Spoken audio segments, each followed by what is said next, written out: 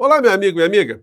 A luta pela defesa de verdade da nossa pátria, da nossa soberania nacional e da nossa democracia com todos os defeitos que ela possui, é também, ao mesmo tempo, vejam só, uma luta contra a insanidade criminosa de grupos de dentro e de fora do nosso país que querem nos destruir.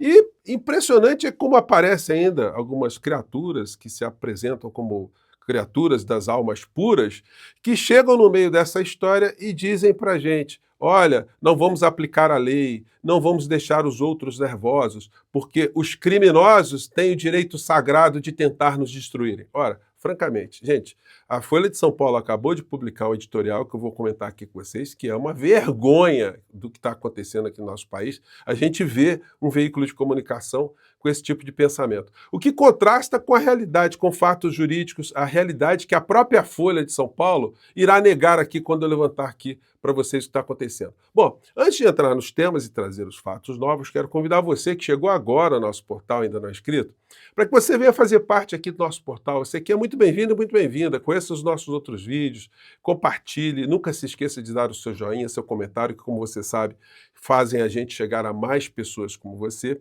E se puder, prestigie também o nosso clube de membros e o nosso novo canal de cortes. Assim a gente chega a muito mais pessoas também aqui no nosso país, tá bom? Então vamos seguir em frente aqui.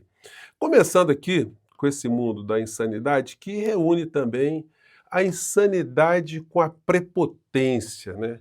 Eu mostrei aqui para vocês um vídeo onde vários bolsonaristas, muitos deles implicados com a lei, tentando mais uma vez fazer uma ameaça antes da prisão, da prisão domiciliar que Bolsonaro foi submetido, né? Uma dessas criaturas é apelidado como senador Magno Malte. Mas por quê? Sabe? O malte lembra alguma coisa do puro malte.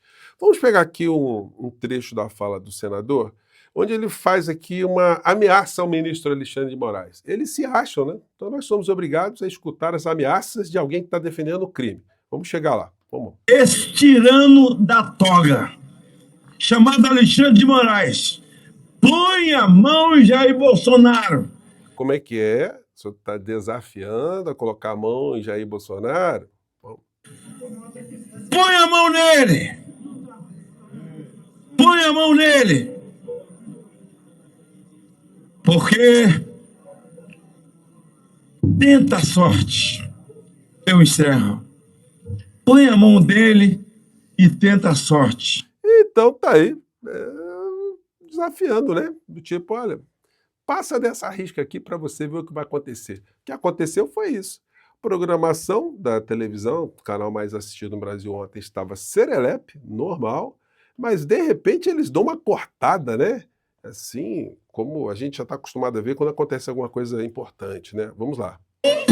Hoje. Aí entrou.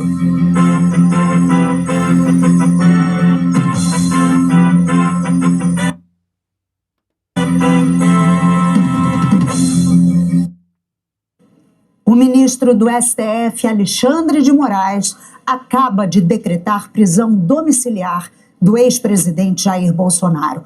Moraes considerou que as condutas de Bolsonaro desrespeitaram deliberadamente as decisões proferidas pela corte. Ou seja, esperou o contato e o contato veio, né? Aí as pessoas do clã Bolsonaro, como são muito corajosas, começaram a aparecer publicamente em situações muito díspares. Por exemplo, o Carluxo teve um mal súbito, né? Esperamos que ele esteja recuperado.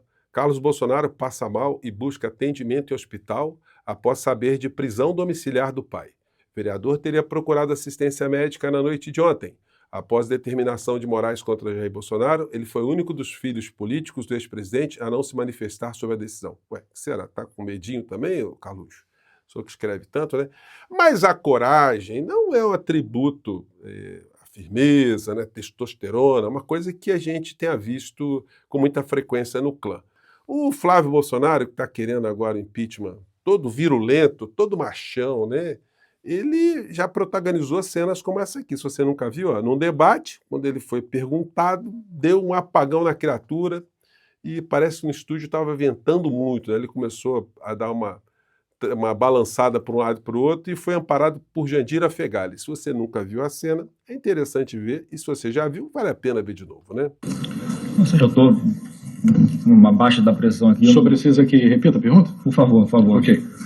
Bom, uma moradora de Ipanema gostaria de saber de que forma o senhor pretende trabalhar em conjunto com os outros municípios da área metropolitana. Pergunta da Júlia. Aí tava ventando no estúdio, ó. Opa! Ele tá passando mal. Tá passando mal. Por favor. Não dá para continuar. Tá passando mal. Os assessores Ele podem, tá por passando favor. mal, por favor. Os assessores podem, por favor, retirá-lo. E a Jandira, como é médica, ajudou ali a cuidar do rapaz, né? O outro corajoso também estava dando uma entrevista, né? E, enfim, deu um chororô, teve que abaixar a cabeça para não mostrar suas lágrimas, né? Acompanhe. Com Jair Bolsonaro sobre essa decisão, que papel ele teve, que tipo de conselho, que tipo de opinião ele tem sobre essa sua decisão? Opa, Papai, claro que ele queria o filho dele perto dele, cara. vai chorar, tá começando a chorar. Opa, baixou a cabeça, o contato chegou. Vocês imaginem fora da câmera, olha, o cara ficou um tempão escondido, né? É difícil. A gente está aguardando só o deputado, claro. A pergunta... A gente entende a situação, é uma situação muito delicada. Delicada. Então aí é legal ver a coragem dessa gente toda, né? Os analistas estão, os mais atentos, numa linha muito parecida. Para a STF, Bolsonaro foi para o tudo ou nada, com aproximação de julgamento e provocou domiciliar. O Camarote é um dos analistas, né, que tem sempre ele é muito respeitado porque ele tem muita sobriedade em coisas que ele fala. Ele está na emissora temos desdobramentos. Que tem um perfil pró-mercado, né? Mas nas frestas ele sempre consegue colocar alguma opinião muito interessante. Suprema Corte, temos também desdobramentos no Congresso, onde estamos tendo aí a volta do recesso parlamentar. O que se pode esperar? Surpresa, Camarote? Bom dia a você. Bom dia, Heraldo. Bom dia a todos. Heraldo, olha, a percepção no Supremo Tribunal Federal, especificamente, é que o Bolsonaro acabou tensionando, acabou indo para um tudo ou nada, ou seja, cavando essa prisão. Gente, é isso. Todas as pessoas sabiam porque ele estava com medida cautelar. Aí vem as cretinices, né, interpretativas e os vigaristas, tanto no meio jurídico quanto no meio jornalístico. Bolsonaro forçou a barra e Moraes precisava reagir. A visão de 2 juristas sobre prisão domiciliar. E começa a aparecer artigos, né, informações que juristas entendem que houve exagero, né, tem essa coisa. Mas ninguém analisa o fato que está acontecendo. E aí veio esse editorial de agora à tarde da Folha de São Paulo. Bolsonaro tem o direito à livre expressão. É mesmo, é? Moraes erra ao determinar prisão domiciliar de ex-presidente e corte deveria reinstituir a garantia. Bolsonaro teria se tornado ditador se não fossem as instituições, mas democratas não viram tiranos para enfrentar a tirania. Ah, que bonitinho eles falando dessa forma, né? Então é o seguinte, aí eles estão reclamando que o ministro Alexandre de Moraes está executando, gente, aquilo que está na lei, no Código de Processo Penal. Gente, o que é uma medida cautelar? O que é uma ação cautelar? É uma cautela que você está tomando para não acontecer uma coisa mais grave. E o Código de Processo Penal prevê uma série de medidas que podem ser aplicadas contra alguém que está envolvido numa investigação criminal, alguém que já há subsídio suficiente, alguém que está se envolvendo na prática constante de crime para que o crime não continue a acontecer. E o Bolsonaro estava cometendo crime ao insuflar as instituições, como ele fez durante esse tempo todo, para que as instituições fossem destruídas, ou insuflar ataques às instituições. Então, como é que você toma uma medida cautelar para evitar que isso aconteça? É cortando a comunicação. Se ele está insuflando as pessoas, ele não pode se comunicar. Agora, a Folha de São Paulo, muito hipocritamente, já que isso seria um direito do preso, então é o seguinte, então vamos liberar telefone celular para todo preso no Brasil. Ué, então por que os presos não têm direito a se comunicar?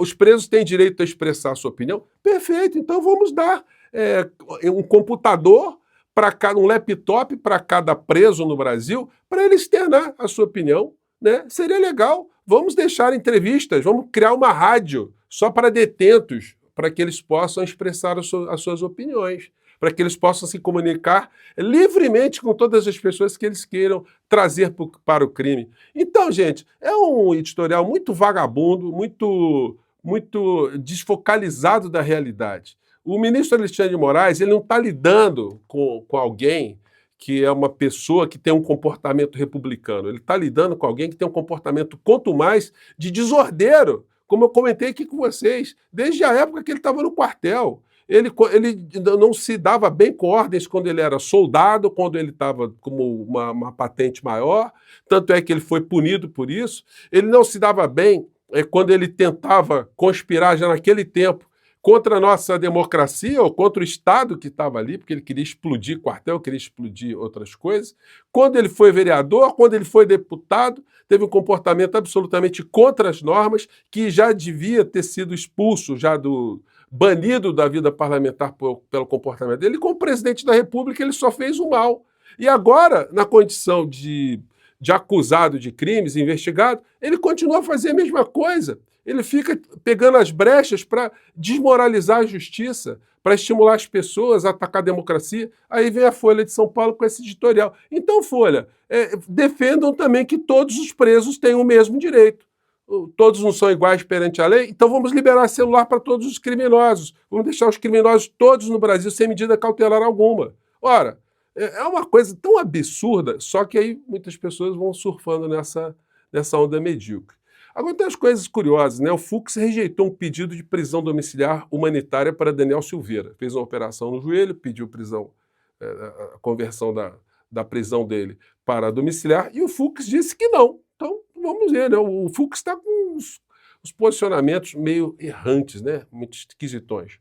E vamos falar agora também, nesse contexto todo, o que está acontecendo por parte do presidente da República. O Lula hoje ele participou de um conselhão, Conselho de Desenvolvimento Econômico Social Sustentável, com muitas entidades sindicais, empresariais, e falou algumas coisas interessantes. Algumas eu sublinhei aqui, recortei para falar com vocês aqui. Vamos lá. Certeza, eu não vou ligar para o Trump para comercial, não, porque ele não quer falar. O Lula falando, não vou ligar para o Trump, né? Em questão de comércio, né? Das tarifas. Mas se abriu uma brecha aí para ter uma conversa sobre um assunto específico. Mas quem sabe a conversa role e o Lula possa dizer verdades, né? Porque o Trump está tomando muitas atitudes em relação ao Brasil baseado em mentiras. O Lula falou isso no pronunciamento dele. Mas eu separei esse trechinho aqui que está muito interessante. Mas pode ficar certo, Marina. Eu vou ligar para o Trump para convidá-lo para vir para a COP, porque eu quero saber o que ele pensa da questão climática. Vou ter a gentileza de ligar. Vou ligar para ele, vou ligar para o Xi Jinping, vou ligar para o primeiro-ministro Modi, vou ligar. Eu não vou ligar para o Putin, porque o Putin não está podendo viajar. Mas vou ligar para muitos presidentes. Cara, vem aqui, cara. Vem ver, você não está preocupado com o planeta Terra? Abriu tanto lugar para a gente morar, nós temos que ter aqui, meu, pelo amor de Deus. Se ele não vier, é porque não quer. Mas não vai ter por falta de delicadeza, charme e democracia. Eu vou convidar. Então, muito interessante essa fala do Lula, né? Eu fico até imaginando o Lula e o Trump conversando, o Lula com essa malemolência e o Trump com a sua performance, né? A sua aparição sempre performática. O que poderia sair desse tipo de encontro em tempos de não neuroses, né? Em tempos de não insanidades, como a gente está vendo.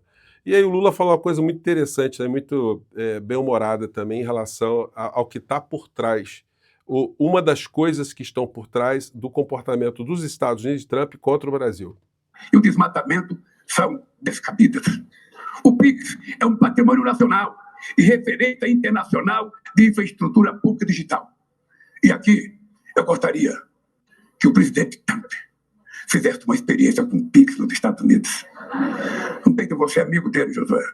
Porque você presidiu um grupo empresarial que nós criamos no governo Bush, que funcionou, não sei se funciona ainda. Você poderia levar um Pix para ele pagar uma conta. Levar o Pix é óbvio, levar a ferramenta, né? Ele baixar o aplicativo do Pix para ele poder fazer uma conta, né? Pagar uma conta, né? Ver que é uma coisa moderna. E qual é a preocupação deles? É que se o Pix tomar conta do mundo, os cartões de crédito irão desaparecer. E é isso que está por detrás dessa loucura contra o Brasil.